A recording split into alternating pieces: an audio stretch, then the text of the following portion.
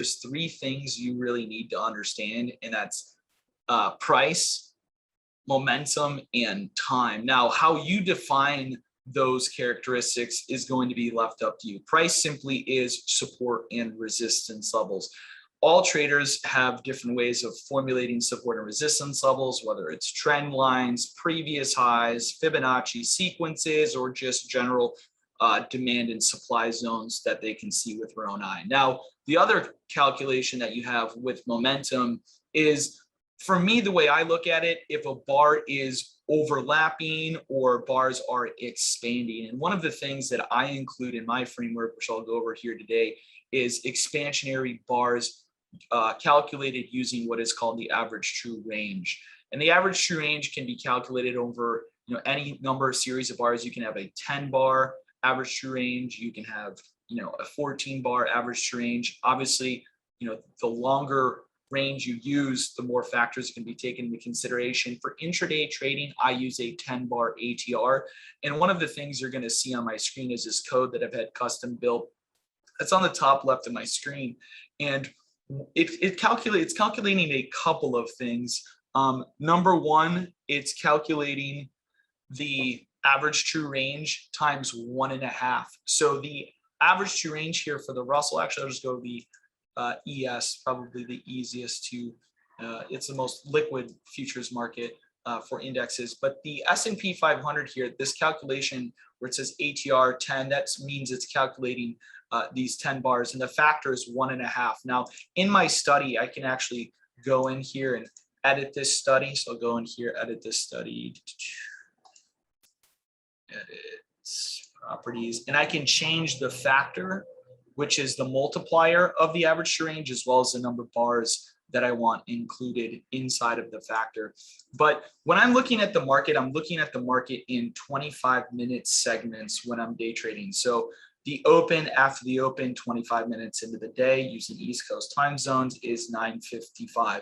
For me, 9:55 is an important time frame of the day that kind of really sets the tone of the trend of the market. The opening orders are out of the way. That's one of the most volatile periods of time. It's one of the highest volume periods of time. And it's also, for time of the day, for me personally, if I'm going to get spanked, it's going to be in the first 25 minutes of the day, because I'm either going long into a brutal sell-off, which I actually did yesterday, or maybe getting short into a rip, which nobody likes to do. So if you're ever unsure of which direction to trade, my best advice is to wait for 25 minutes into the day. And that is part of the reason that I use a 10 bar ATR. What that's doing is that's calculating to me out of every 10 minutes, what is the average true range. So if the factor is 1.5 and we have an ATR of 750 right now, that's some pretty easy math. That means the average true range is actually 5 points in the S&P 500. And that's current.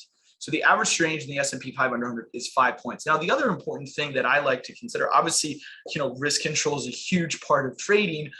I like to know, if I were to take a trade, my stop size intraday is 1.5 ATR. Now, I used to use stagnant stop sizes, meaning I would just go into every single trade. I've been trading the S&P since they were at like 600, 700. I've been trading since 2008. So back then I could use a 6-tick stop because the market was, 1/5 this current size. But as the market evolved and, we obviously have expanded in range and size, and the market's way, way bigger than it used to be, I had to adjust my trading strategy, and I started using what I think is an appropriate size stop, where I know, hey, if it goes 1.5 ATR against me, I'm wrong. And that's why I have that calculation factor at the top that tells me if I'm risking 7.5 points, I'm going long or short. That's $375 per contract of a full size mini. A micro would be 1/10 of that. But I've been chatting a little bit, so I'm going to let Austin kind of maybe lead me in the direction of any questions he has personally, and we'll move on.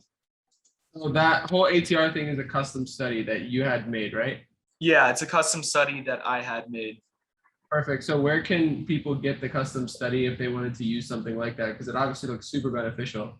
What I can do, it only works in Thinkorswim right now. I know you use TradingView, so Austin and I have talked about it getting built into TradingView. But if you want, I could provide a link for the Thinkorswim code here, and then when you get that TradingView code up as well, done, you can throw that link on maybe sometime later in the future. But right now I could immediately get you involved in that ATR code. But yeah, it's just that yellow bar. It's going to print the yellow bar every time we make an average true range expansion above 1.5.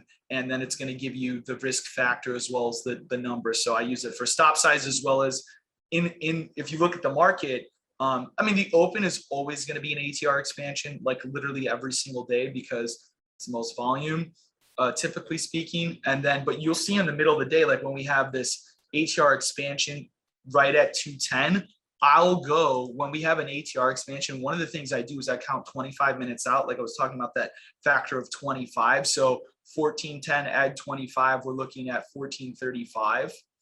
And I will draw just a vertical line on my chart and say, well, what's the market doing then? If we've kind of stalled out and been unable to breach that expansion, what that's telling me is the market expanded.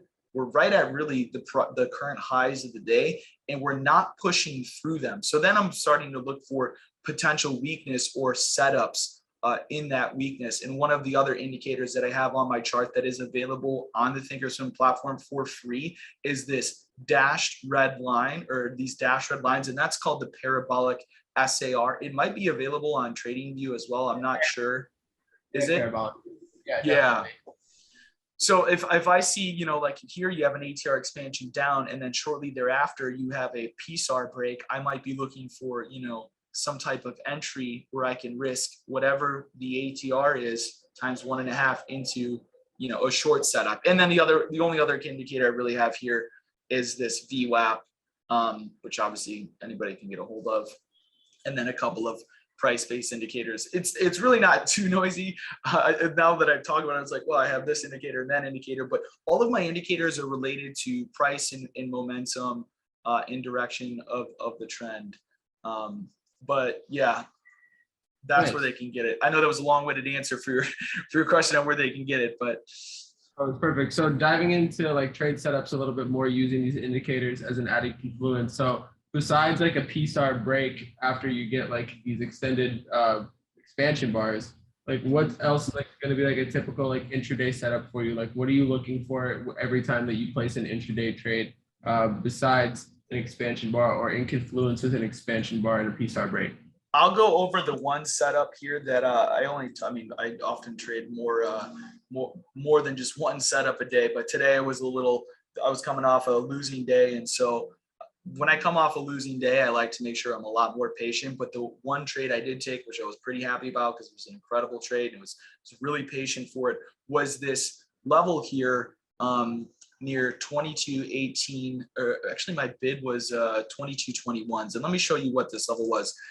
When I'm trading, what I'm looking at is all four indexes simultaneously. So I have the NASDAQ on my top left, ES, and not in any particular order, but the ES, the YM, and the Russell. And when you're looking at all four indexes, you'll be able to see divergences between the four. So let's say only one market is getting a new low of the day, and then we're reversing.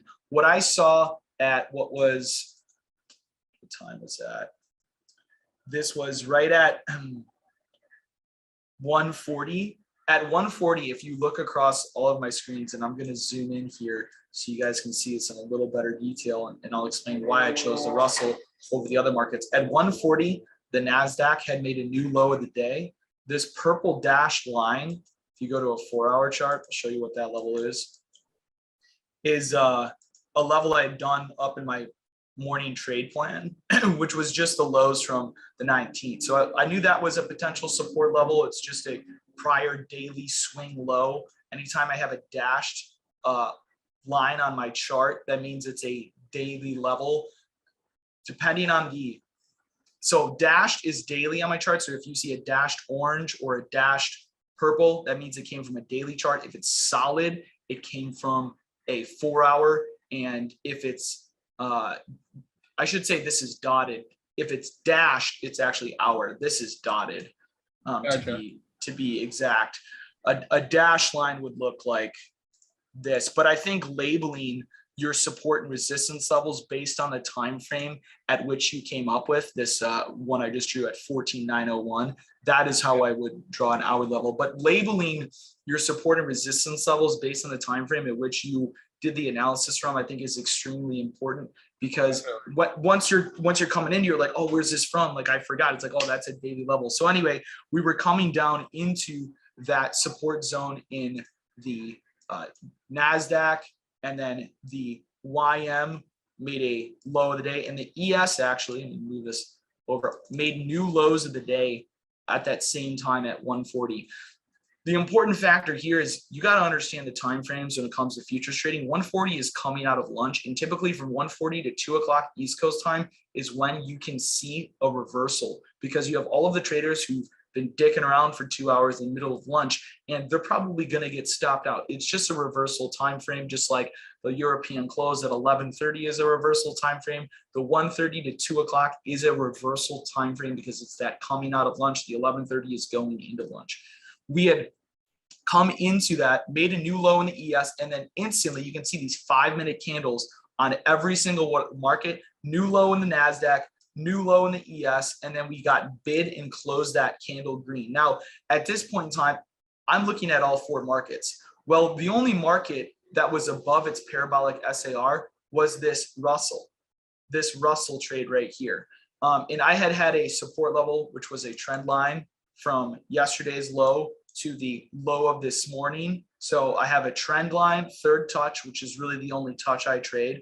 I had the parabolic SAR break to the upside, and then there was a reversal bar off of a new low, which if we can't continue through lows and get a reversal off of a new low, guess what's going to happen? Shorts are getting squeezed. So I gravitated towards the Russell because it was the market that had that higher high and did not make that lower low, and drew an intraday. And I know Austin uses Fibonacci sequences a lot, and I bid this 50% retracement and ran it up to what would be the negative 61. So really clear, clean trade there, just from that entry to that negative 61. And one of the things I do when I'm getting in here, right, on this first touch at 135, but we're going sideways for 5, we're going sideways for 10, and then really 15 minutes. It wasn't until the 20th minute, which if I like to set, as soon as I get into trade, I literally have timers on my desk for 25 minutes. This is 25 minutes and 20 seconds. And I just hit start. And what that does is, I used to get, when I first started trading, I get really complacent in my entries. I would get in a trade. I would be right. And then I would just kind of sit there and hold it with really no plan of outside of just hoping it's going higher or lower. And you stop doing your analysis. Yeah. You stop doing, you're just looking at the market, and you're looking at your P&L, and you're not even trading, you're no longer trading the market. So by taking every 25, just looking at the market in 25 different sections, so 5-minute bars, that's what I typically trade on, is a 5-minute chart. I do analysis on higher time frames, intraday trade on a 5-minute chart. But when we start breaking out here, I count this first green bar as 25 minute, as the beginning of my 25-minute mark. So I get long at right around 135. Is that what yeah, that's 135. And then I set a timer for 25 minutes. But once we start moving, I restart my clock at 150, which takes me out to 115.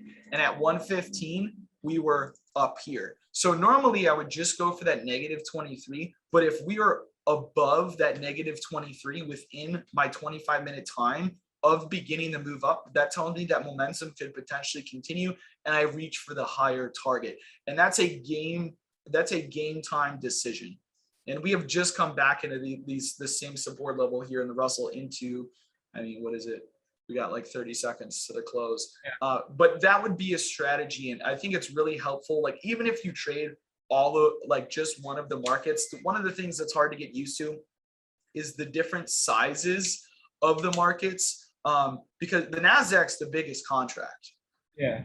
And, you know, you can talk more about notional value a different time, but the NASDAQ is the biggest contract. The way to calculate the contract size is by multiplying the tick value times whatever the price of the index is. So in the Russell, the tick value is $5. In the ES, the tick value is $12.50. And then you got to multiply that this might be over, some people's heads, but the NASDAQ is going to be your biggest contract. So if I were to take any trade right now, simply put, you could look at, I have all of these risk factors. The ATR for the NASDAQ on one contract is $615.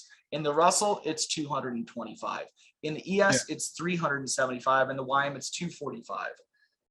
So when you're looking at all four markets, you can really decide a couple of things. One, which market has relative strength and relative weakness. Every single morning, I'm looking at, okay, over the last 5 days, the NASDAQ has been the most bearish market over the last 5 days. This is all information I'm going into the day with. So I'm probably going to try to stay away from short or going long the weakest market over the last 4 or 5 days because it just hasn't been acting well. Instead, I'd like to gravitate towards the strongest market, which has been number one, the Dow, and then I believe behind that has been the Russell over the last 5 days. So those are just key components I use as information gathered going into the day. And then I combine that with looking at, breaks of the PSAR with indicators, using Fibonacci sequences for targets and entries, which, some people are like, oh, fibs don't work. They just don't know how to use them realistically. And there is many different ways to use fibs. I have my own specific style of Fibonacci sequences that I use, but all it comes down to is just going back to that original formula that I started. You need to have some type of calculation, subtype of formula that's giving you price. I don't care what it is. It can be your demand zones. It can be your VWAP. It could be previous lows. That's giving you a general area for entry. But then you have to be able to understand momentum of the market, which is going to be that intraday price action. That's much harder to teach. And really, you just have to understand the concept. That's going to take a lot of time at the computer and just understanding the whole concept of momentum. That ATR indicator will probably help with that because it's a visual representation of when the momentum is increasing or decreasing. And then, the other factor is time. Most people really don't I didn't consider time in my trading for years. I didn't even think about it. And that really my trading is dramatically improved when I started making decisions based on time, because time is a component of trading and price. Definitely. So when it comes to the whole timing thing, let's start with that. So the 20-minute or 25-minute timer, is that more of a self timer, or is that more of a market timer for you? Is it more to keep you on your toes and keep you engaged with your trade, or is it more to kind of gauge a market dynamic? It's both. So it's a reminder to, hey, look at the market and don't just be complacent because you got a good entry. Because if I just sat in that trade all day and never took it off, I would have seen my fantastic entry be up with $600-700 a contract all the way to go back to zero. If I'm just blindly oh, whatever, I have a great entry and it was, well, guess what? It's not a great entry an hour later. You can make $700, but if you're sitting around, you're not going to make any money. So it is an awareness thing, but also there's a whole series that I do in that indicator package that I have with that ATR code where I explain, and I mean, I'll explain some of it now, but obviously like any trading lesson, it takes some time to learn. But if you notice, and you guys can do this on your own free time, look at the market I look at the market in different segments from any major high or low, what we're doing in the following 25 minutes. These orange dots are printed when there's what I call a swing mark high, which is basically the prior 5 bars or higher, and so are the following 5 bars. So that bar will not print till the 5th bar is closed. So you have a swing high here, swing high here, swing high here.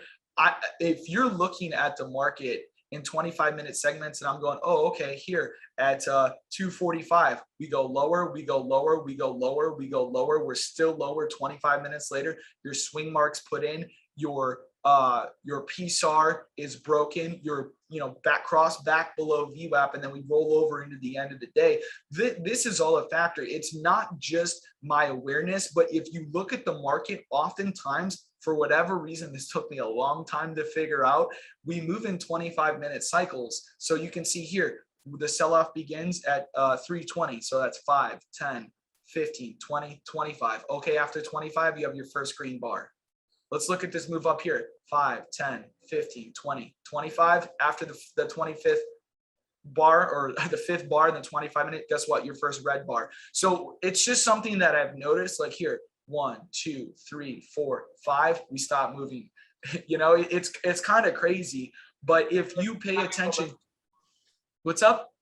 It's almost like timing momentum with those swing bar indicators as well. Exactly. And so like if we're breaking through, let's say like even here on this low of the day, like this was a support level, but I was going to try to buy it this morning. I didn't get a fill. I got front run and then I did nothing till we came back down. But at this point it's a second test. So I'm not going to buy a second test just out the gate. I'm going to wait around and I'm going to see what we're doing after 25 minutes of the first test. I might be giving up price action. Like I'm probably gonna have to buy a little higher if I'm gonna wait, but I'm by waiting for that, I'm also getting confirmation. So, we tested that at 12:25. So 12:50 would be the 25-minute mark, and 12:50 we end up dipping, getting back above. And so we were still below this like most recent swing low of that cycle. So I waited another 25 minutes. So we had 25, so 1250 plus 25 gives me 115. So that was right here. 115. So at 115, we're above. Now we're above these swing highs. Okay, but I'm not just going to chase the market up here. Now I'm waiting for a pullback. I'm saying, oh, okay, this 25-minute cycle wasn't really bullish. This 25-minute cycle was, and that's when you break the market into smaller time frame cycles. You begin to look at the price action in smaller groups. I think sometimes we get stuck at looking at too much of the bigger picture. The bigger picture is the support level down here, but the price action is where you make the money intraday. The bigger picture is, like that's where you're going to get the levels that you want to act on. But if you want to learn how to read price action, you need to break it down into some form of time frame that's relative to what you're trading. And if you're trading intraday, I mean, I've actually never done the calculation, but there's 6.5 hours in a trading day. How many 25-minute cycles that is? I'm not going to do it right now, but you get the point. You can figure that out. Yeah, you can figure that out. Do the math on your own. 6.5 hours divided by 25, whatever that equals. 15. There you go. So 15, I mean, and think about the market in 15-minute different cycles. And, I mean, that's how you day trade. You want to be you can swing trade off higher time frame levels, but if you want to read price action, you got to be doing it on the smaller time frame. That's where you're going to get the edge. I think the best traders are aware of higher time frame support and resistances and where those levels can lead, but at the same time have the ability to read price action on the smaller time frame, and that truly gives them their edge. Absolutely, definitely. I mean, that's like where everything is going to come into play. I mean, the higher time frame variables are just going to give you that conviction to take something there, but you need to be able to read the price action to figure out when to actually do it. So that's a good point as well. So with this trade that you took over here off the 50% retracement, it seems like the technical components that you were using there was obviously the fib retracement with the 50% level. You had support off your parabolic SNR or SAR, and then you had the key level and you had a trend line third touch. Yep. And you want to talk about confluence, like that's a lot right there. I mean, that was the only trade I took all day. Now, normally I am more active than that, but like I said, yesterday came off a losing day, and a big part of staying alive as a trader is knowing when you're like, I just wasn't like mentally sound. Like I came in the day hot, I was up money, and then I just proceeded to give it all away. And you want to take a look for people who are watching this later, what yesterday looked like. It looked like this. Okay, it was like the biggest move down in a couple months. So being on the wrong side of that isn't fun, but that's me also not even following my own rules that gets me in that position. And that's why I go back and I'm like, oh, I need to not be and actually listen to what I know about the market. There was an expansionary bar down 1, 2, 3. I should not be trying to buy that.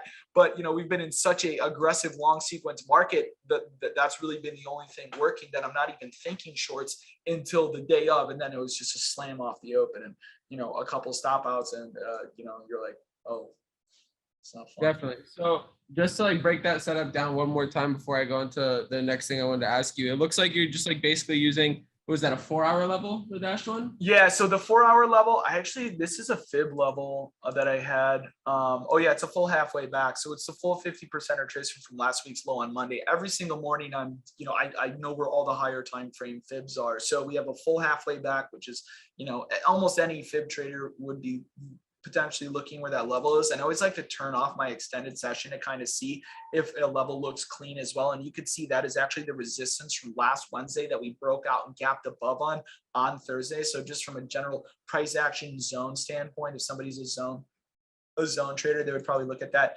general zone as a retest. So that I'm coming up with in the morning. And then I also drew a trend line after this low was put in at 935. So the start of the trend line here. And then this is the third touch, which is the touch of the trend line that I typically trade. I don't really trade fourth and fifth touches. It's just 1, 2, 3. I trade the third. I like to see confluence, or at least pay attention to a reaction. And then, yes, we have the cycles get bullish. The 25-minute cycles get bullish. And then we have a PSAR break kind of confirming that momentum is changing to the upside. It's the time frame. We're coming out of lunch. It's coming into 2 o'clock, which is when that nicey doldrum middle of the day kind of ends. And then I'm even using a smaller time frame, Fibonacci sequence pullback. Now, if somebody's new to trading, you probably realize all of the calculations that are going into a single trade. This stuff took me a long time to learn. I don't want you to feel lost by any means. I want you to be educated by this video. That's Austin and I. Both of our goals is obviously to help people along the way. We know what it's like to start knowing nothing. I was just like you guys when I started. I was 18 years old, freshman in college, wanted to trade, didn't know how to, but I fucking hated college, so that wasn't going to happen. And I had to figure it out. Yeah. Same story, dude. I just didn't even go to college. I was 19 when I started. I think if I didn't go to college, my dad probably would have kicked me out of the house. And at that point, like, that wasn't really an option for me. So I went for a year. That was it. And then my dad basically still kicked me out of the house, but yeah, we get along now. Worked out. Cool. So just to recap pretty much everything.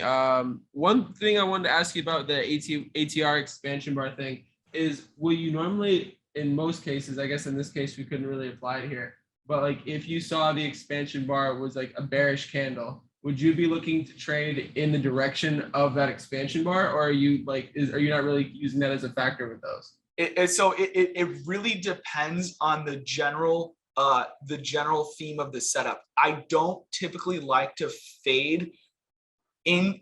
If the general trend is down, which right now it is, I don't like. So if the hourly trend is down, I will not fade an hourly down bar. Okay, an hourly expansion down bar, meaning I will not buy a 5-minute expansion down when the hourly trend is down.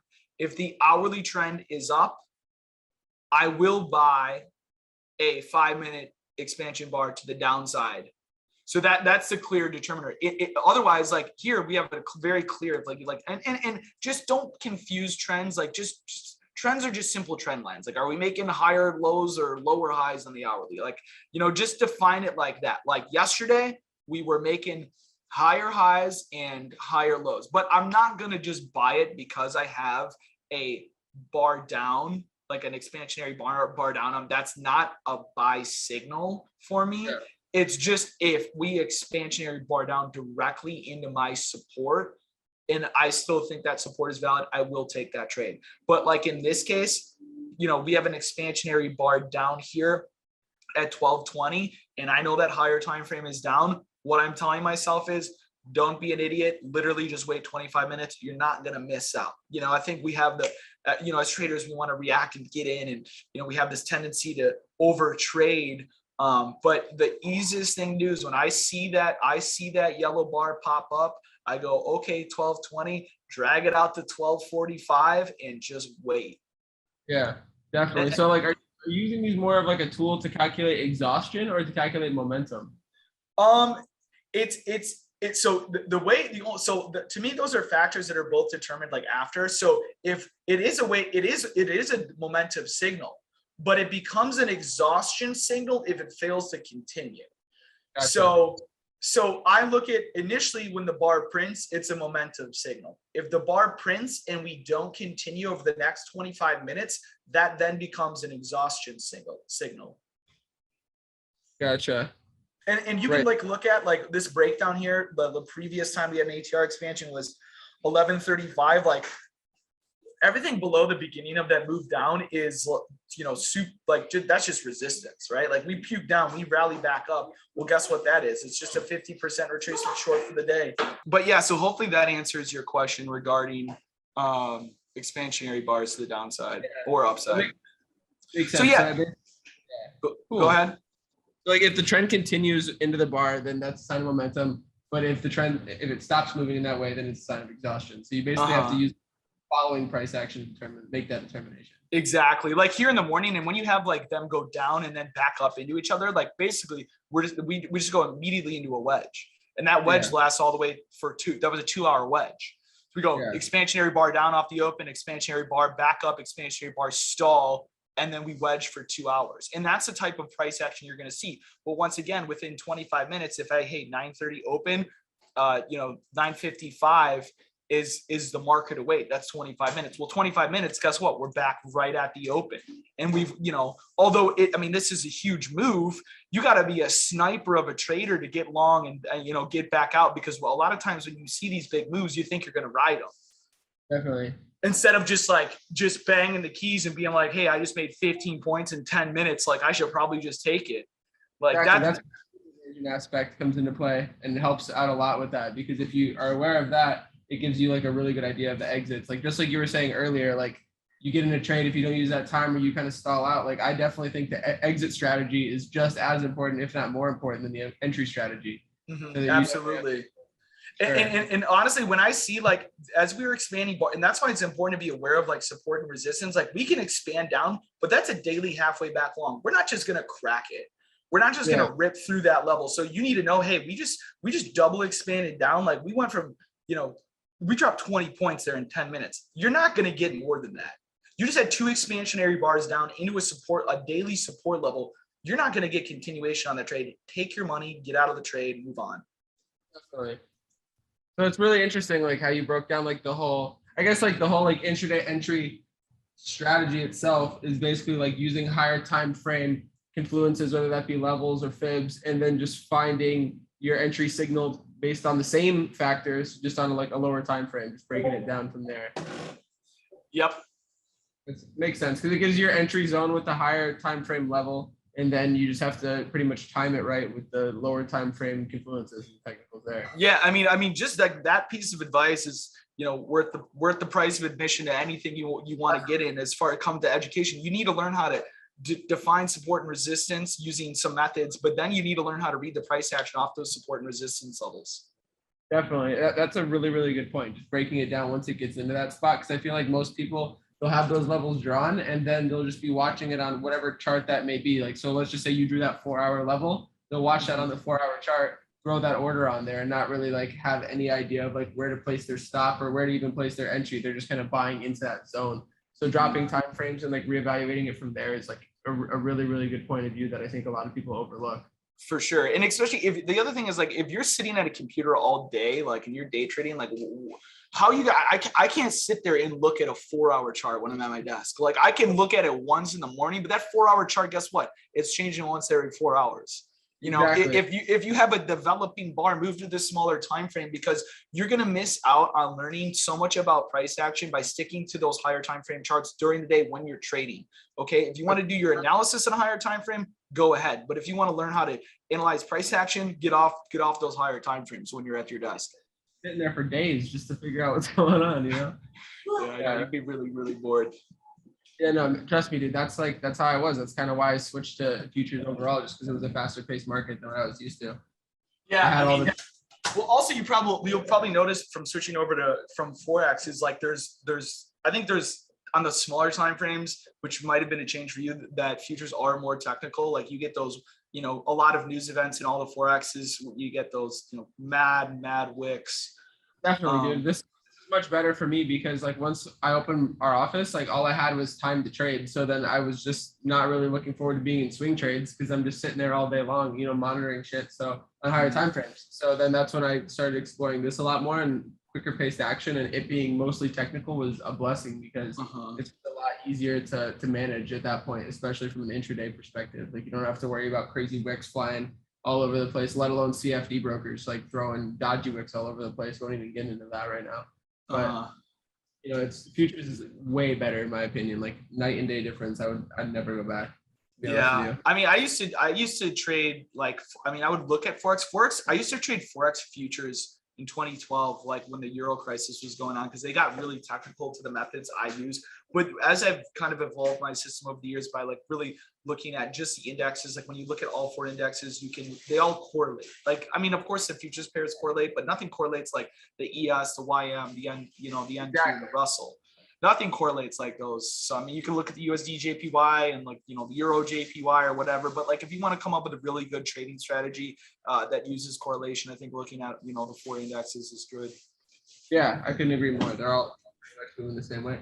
That was pretty good, bro. I don't think I have many more questions besides that. I wrote a bunch of stuff down. Just gonna look over it one more time. So like, do you have like any different settings like on your PSAR or anything like that, or is that all? Yeah, just... I can go over all of my settings on my Thinkorswim, you know, because you guys can make them anything that's custom. So just to be clear, there is a variance of custom indicators on my chart, and there's you know, ones that are built into Thinkorswim. I'll go over the ones with Thinkorswim first. Under my studies, I have the parabolic SAR, and you know, you can pause this video and take a look at this if you want to change your settings. I think these are both default, the acceleration factor as well as the acceleration limit. I have my width to 3. My color is, I don't know, Piat, whatever the hell that, or maybe I don't even know what color. It's like magenta or something. And then I think the default is these bubbles, but I have it as these lines, a little easier to see for me. So that's what I have for that. And then I have a 9, and I don't really, this is just kind of in the background of this simple movie 9. I think Austin actually taught me that one. Right, that's one you use 9. I use 13 EMA. Oh, 13 EMA. Yeah. Oh, maybe I changed it and didn't save, but I just use that for similar to the way Austin uses to watch for reversion to it. Obviously, just the 9 a little quicker than the 13, and then the VWAP I have here. The upper band and lower band both come on the default. I have that turned off, so it says show plot here. I just uncheck that. I don't really want to see those upper bands. And then my width is 3. My color is, you know, I guess pink.